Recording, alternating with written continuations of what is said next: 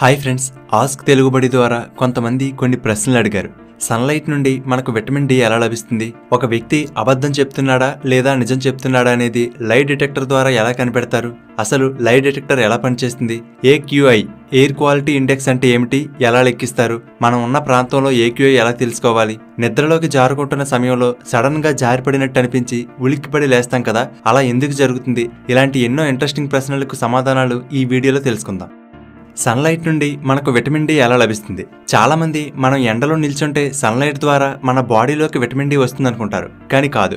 Sunlight సహాయంతో మన body లోపల విటమిన్ డి తయారవుతుంది. అది ఎలాగో, ఒకవేళ విటమిన్ డి లేకపోతే ఏం జరుగుతుందో ఇప్పుడు క్లియర్ గా చూద్దాం. సన్లైట్ లో యూవీ రేస్ అంటే అల్ట్రావైలెట్ రేస్ ఉంటాయి. దీనిలో మళ్ళీ యూవీఏ, యూవీబీ, యూవీసీ అని 3 రకాలు ఉంటాయి. వీటిలో యూవీసీని మన భూమికి ఉండే అట్మాస్ఫియర్ లోని ఓజోన్ లేయర్ మన వరకు రాకుండా బ్లాక్ చేసేస్తుంది. ఇక మిగిలింది యూవీఏ అండ్ యూవీబీ. యూవీఏ అనేది స్కిన్ లోపలి వరకు వెళ్లి ముడతలు, స్కిన్ ఏజింగ్ కి కారణమవుతుంది. కానీ యూవీబీ అనేది స్కిన్ పైన ఉండే ఎపిడర్మిస్ వరకు వెళ్తుంది. ఎప్పుడైతే యూవీబీ అనేది మన స్కిన్ ని తాకుతుందో మన స్కిన్ లో ఉండే 7-డీహైడ్రోకొలెస్ట్రాల్ అనే మాలిక్యూల్ స్టిమ్యులేట్ అయ్యి విటమిన్ D3 గా మారుతుంది.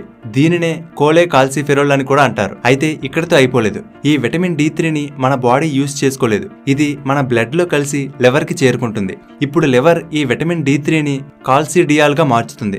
మళ్ళీ ఈ కాల్సిడియాల్ బ్లడ్ లో కలిసి కిడ్నీలకు చేరుకుంటుంది. అప్పుడు కిడ్నీలు ఈ కాల్సిడియాల్ ని కాల్సిట్రియాల్ గా మారుస్తాయి. ఇది అసలైన యాక్టివ్ విటమిన్ D3. ఇదే మన బాడీకి ఉపయోగపడుతుంది. ఇది చిన్న ప్రేగుల్లోకి చేరుకుని మనకు కావలసిన కాల్షియం, ఫాస్ఫరస్ ని అబ్జర్వ్ చేసుకోవడానికి హెల్ప్ అవుతుంది. ఇలా సన్లైట్ సహాయంతో మన స్కిన్, లివర్, కిడ్నీ ఈ 3 భాగాలు కలిసి మన బాడీకి అవసరమైన యాక్టివ్ విటమిన్ D3ని తయారు చేస్తాయి. ఈ రోజుల్లో చాలా మందికి కావలసినంత విటమిన్ డి ఉండడం లేదు. మన దేశంలో సుమారుగా 76% మందికి విటమిన్ డి డెఫిషియన్సీ ఉంది. అంటే దాదాపుగా ప్రతి 4 విటమిన్ డి డెఫిషియన్సీ ఉందన్నమాట. కానీ చాలా మంది దీనిని లైట్ గా తీసుకుంటున్నారు. ఇమీడియట్ గా దీని ఎఫెక్ట్ ఉండదు, కానీ లాంగ్ రన్ లో చాలా ప్రాబ్లం క్రియేట్ చేస్తుంది.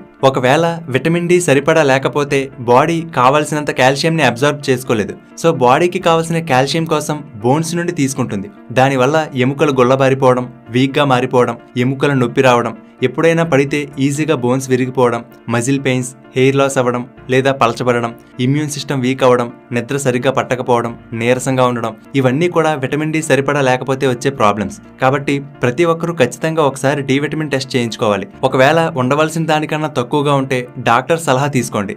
డాక్టర్లు విటమిన్ డి సప్లిమెంట్స్ ని సజెస్ట్ చేస్తారు. అలాగే కనీసం వారంలో 3-4 రోజులైనా 20 to 30 minutes ఎండలో ఉండేలా చూసుకోండి.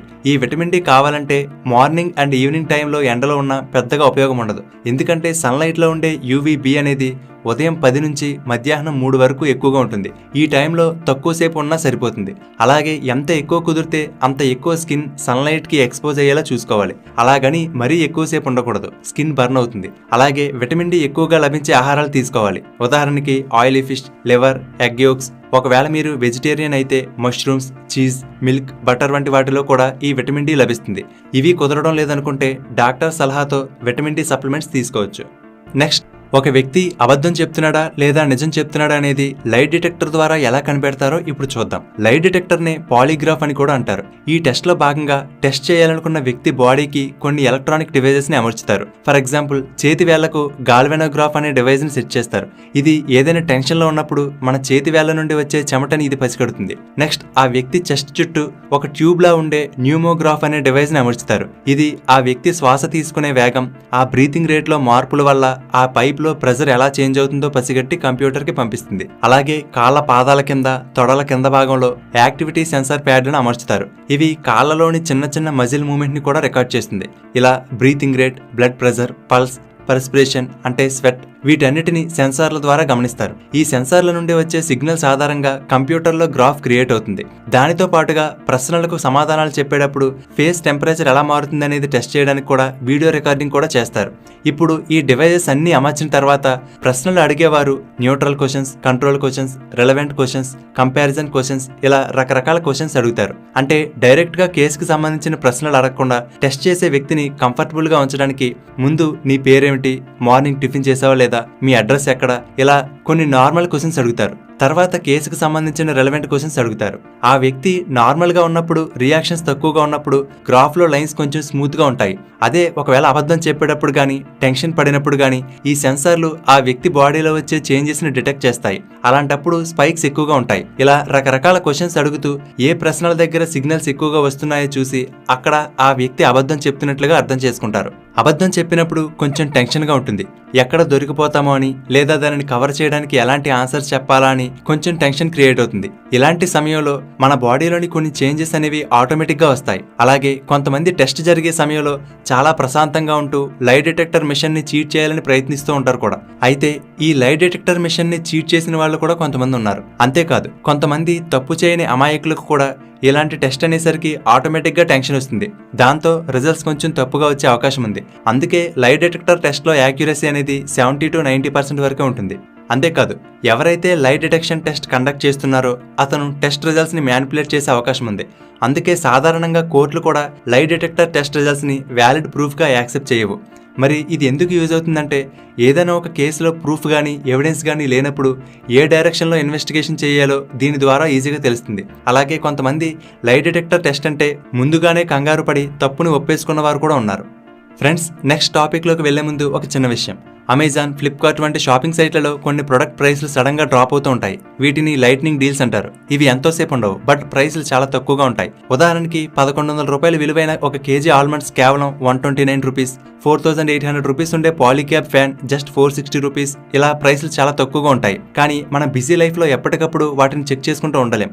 కాబట్టి అటువంటి ఆఫర్స్ని మిస్ అవుతూ ఉంటాం. సో దానికి బెస్ట్ ఆప్షన్ మీరు టెలిగ్రామ్లో షాప్ మై డీల్స్ పేజ్లో జాయిన్ అవ్వండి. ఈ గ్రూప్లో అమెజాన్, ఫ్లిప్కార్ట్, మింత్రా, ఎజియో వంటి టాప్ సైట్లలో ఉండే ఆఫర్స్ ని ఎప్పటికప్పుడు ట్రాక్ చేస్తూ ప్రైస్లు డ్రాప్ అయినప్పుడు వెంటనే ఈ గ్రూప్ లో పోస్ట్ చేస్తూ ఉంటారు.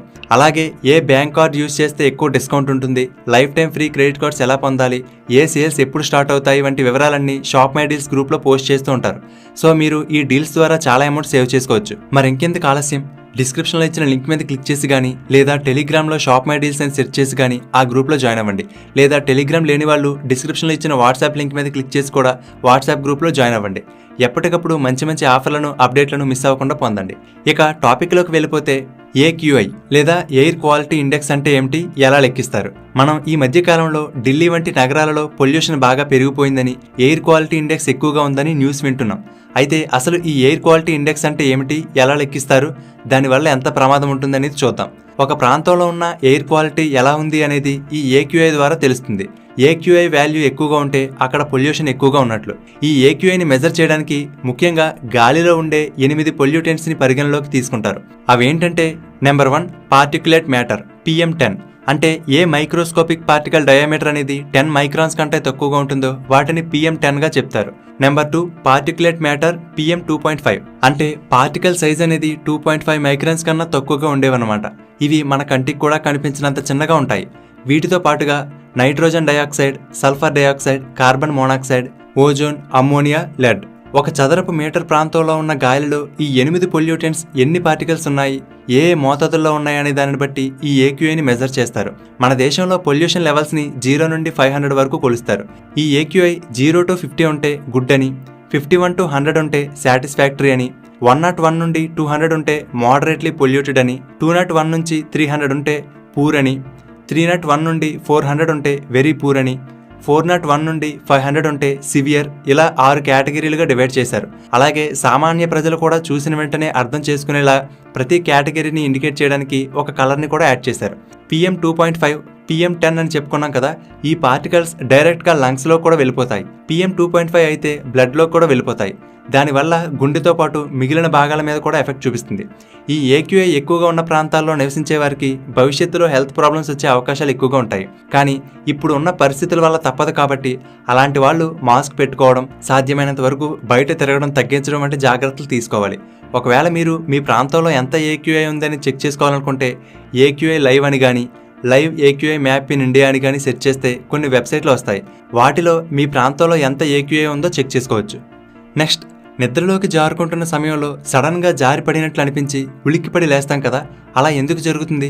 మీలో ఎవరికైనా ఇలా నిద్ర పడుతున్న సమయంలో సడన్ గా ఉలిక్కిపడి లేవడం జరిగిందా? దీనినే హిప్నిక్ జర్క్ అని అంటారు. హిప్నోగాజిక్ స్టేట్ అంటే మెలకువకి నిద్రకి మధ్యలో ఉండే స్టేట్ లో వస్తుంది కాబట్టి దీనికి ఆ పేరు వచ్చింది. ఎక్కువగా ఇది నిద్రలోకి ఎంటర్ అవుతున్న టైంలో వస్తుంది.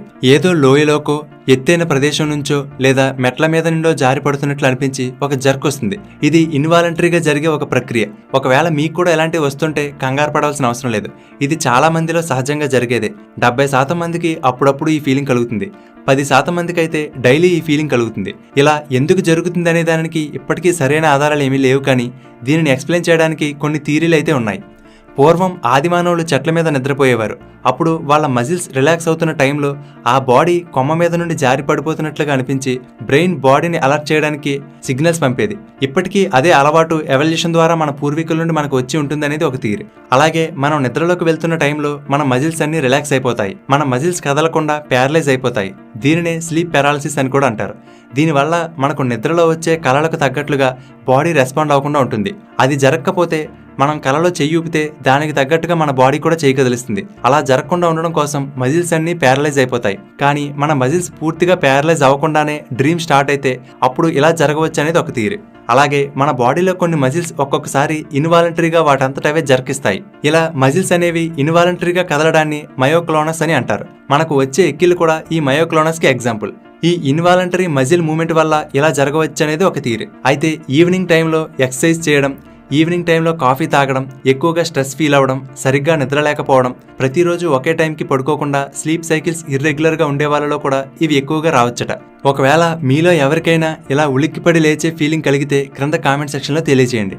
ఓకే ఫ్రెండ్స్, ఈ వీడియో మీకు నచ్చితే లైక్ చేయండి. అలాగే మీ ఫ్రెండ్స్ అందరికీ షేర్ చేయండి. ఇలాంటి మరిన్ని ఇంట్రెస్టింగ్ వీడియోల కోసం తెలుగుబడి ఛానల్కి సబ్స్క్రైబ్ చేసుకుని పక్కనే ఉన్న బెల్ బటన్ని యాక్టివేట్ చేసుకోండి. డిస్క్రిప్షన్లో ఇచ్చిన లింక్ మీద క్లిక్ చేసి కానీ, లేదా టెలిగ్రామ్లో షాప్ మై డీల్స్ అని సెర్చ్ చేసి కానీ ఆ గ్రూప్లో జాయిన్ అవ్వండి.